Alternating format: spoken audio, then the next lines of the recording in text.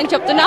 అంతేకాకుండా 151 సీట్లకి మించి రావచ్చు. ఇది చరిత్ర తిరగ రాస్తుంది తెలుగుదేశం పార్టీ. కనుక ఒక నియంత పాలనతో ఒక ఛాన్స్ అనుకుంటే అందరూ కూడా ఓట్లేశారు. ఇప్పుడు 5 సంవత్సరాలు ఎంత వాళ్ళు ప్రభావం పొందారో మీరందరూ కూడా గమనించారు. కనుక ఈరోజు అన్ని జిల్లాల్లో కానీ ప్రతి చోట కూడా అభివృద్ధి వెనుకబడిన ప్రదేశాల్లో ఇప్పుడు చంద్రబాబు నాయుడు గారు వచ్చి డెవలప్మెంట్ చేస్తారు.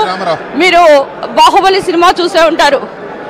బల్లాల దేవుడు వచ్చేసి మహిష్మతిని కబ్జా చేసి దాన్ని కూలగొడుతుంటే మరి బాహుబలి వచ్చి ఎలా ఆ యొక్క రాజ్యాన్ని కాపాడారు. అదే మాదిరిగా ఈరోజు అమరావతిని చంద్రబాబు నాయుడు గారు అభివృద్ధి చేస్తారు. ప్రపంచం మొత్తం కూడా అమరావతి ఆంధ్రప్రదేశ్ రాజధాని అని ఘంటాబద్ధంగా చెప్పే రోజులు ఈ రోజు వస్తుందని మనం కూడా ఘంటాబద్ధంగా చెప్తున్నాం. అయితే ప్రధానంగా చూస్తూ ఉన్నాము రాష్ట్రంలో మొత్తం దాదాపుగా పోస్టల్ బ్యాలెట్లో కానీ ఈవీఎంల కౌంటింగ్లో కానీ తెలుగుదేశం లీడ్లో ఉంది. దాదాపుగా ఇప్పటి వరకు కూడా 40 నియోజకవర్గాల్లో తెలుగుదేశం పార్టీ లీడ్లో ఉంది. Either postal ballots or EVM counting.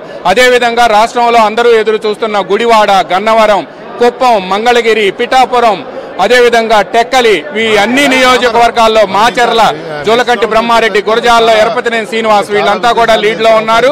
Macherla నియోజకవర్గంలో పోలింగ్ అనంతరం పోలింగ్ రోజు జరిగిన సంఘటనలు జరిగినప్పటికీ కూడా పోస్టల్ బ్యాలెట్స్ లో మాత్రం ఉద్యోగులు తెలుగుదేశం పార్టీకి జై కొట్టారు. అదేవిధంగా తెలుగుదేశం అలైన్స్ ఏవేవి ఉన్నాయో జనసేన, బీజేపీకి కూడా జై కొట్టారు. జనసేనలో పిఠాపురంలో పవన్ కళ్యాణ్ పోస్టల్ బ్యాలెట్లు దాటి ఈవీఎం కౌంటింగ్ ప్రారంభమైంది. ఫస్ట్ రౌండ్ కూడా పూర్తవుతుంది. అక్కడ ఈవీఎం కౌంటింగ్ లో కూడా ఆధిక్యత.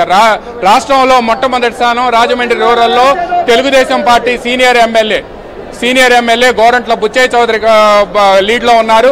మనతో మాట్లాడేందుకు ఫైనల్ గా టీడీ జనార్దన్ ఉన్నారు. టీడీ జనార్దన్ తో మాట్లాడుతూ ఏం చెప్తారు?